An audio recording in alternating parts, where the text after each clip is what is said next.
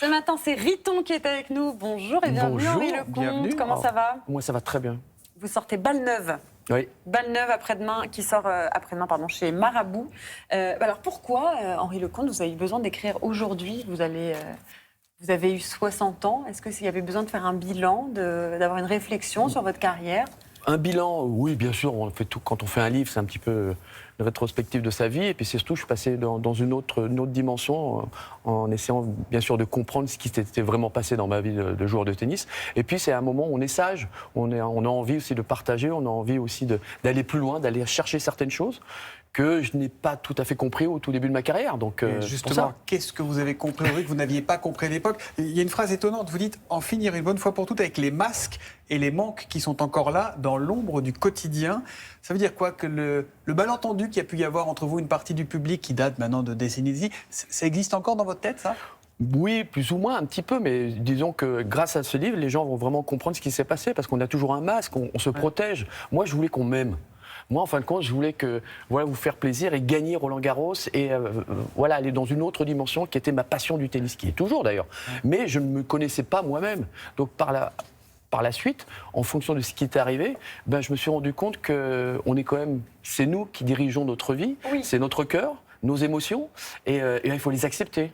Parce que c'est un livre sur le tennis, évidemment, mais vous parlez beaucoup de la santé mentale. Vous pensez que vous en avez manqué de préparation? Oui. Quand vous étiez jeune? Bien sûr, dans les années 80. Vous auriez gagné si vous aviez été suivi mentalement? On ne peut pas dire si mentalement. Ouais. C'est surtout la connexion de soi-même et puis d'accepter un petit peu ce qui arrive.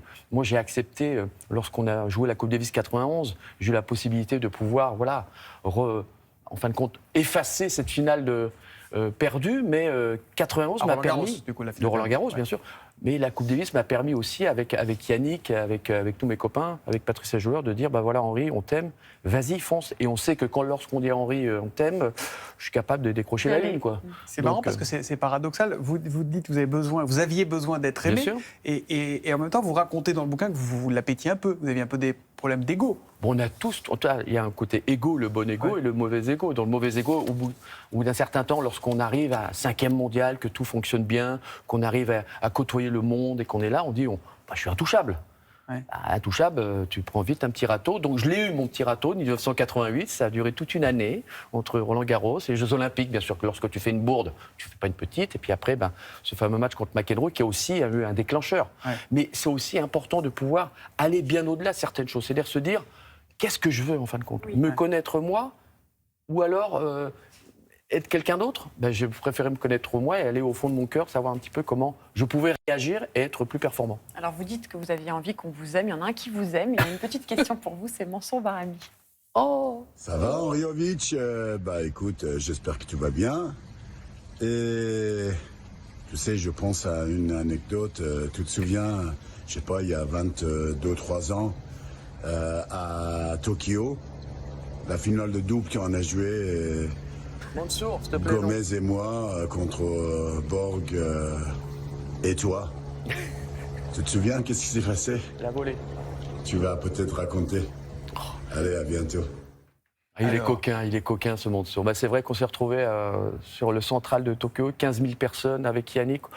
Et donc j'étais le rookie de cette tournée. Et donc je devais faire ce que tous les anciens devaient me dire. On avait passé une bonne petite soirée. C'est-à-dire, vous avez bu? On avait bu un tout petit peu trop. Et malheureusement, j'ai dû jouer ce match, mais on n'était pas... Vous étiez bourré sur le terrain?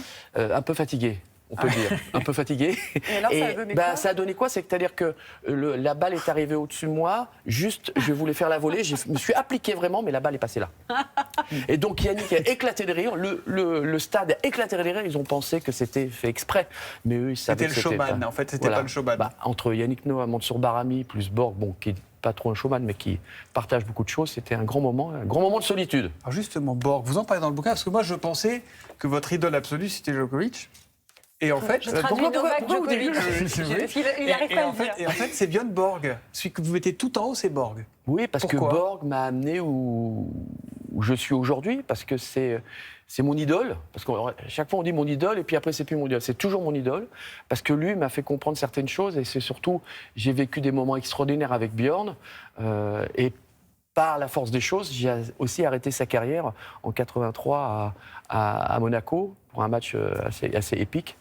mais parce que, voilà, junior, quand vous vous retrouvez dans le vestiaire de Wimbledon et puis qu'il vous donne le poignet et que vous le gardez pendant des années, voilà. Puis Vous l'avez voilà. encore? Je l'ai toujours. Ouais. Ah, si, Ma c'est maman l'a toujours. Hein. son Maman, idole. tu l'as dans le musée, attention. Hein. En lisant, on réalise que vous étiez quand même obsédé par le tennis depuis que vous êtes tout petit. Vous dessiniez même du tennis. Enfin, vous parliez de tennis dans vos dissertations. Non, mais moi, tennis, c'était ma vie. J'allais à l'école avec une balle de tennis. J'allais après à l'école avec ma raquette. Je prenais les balles neuves dans les barils de lessive, parce que je fais attention, pour aller jouer. Et puis j'ai été viré plusieurs fois parce que c'est le diamètre parfait pour les gouttières. Ah. Donc, le proviseur me convoquait. Monsieur Lecomte, venez ici. Bon, viré, hop. Alors à la fin, j'ai eu un professeur principal qui a dit à mes parents, mettez-le dans un sport études. Mettez-le au tennis. Mettez-le dans un sport études. Il parle que de ça. Il parle que Et de il ça. raconte tout ça dans cette biographie, préfacée par Jean-Paul Lotte, s'il vous plaît.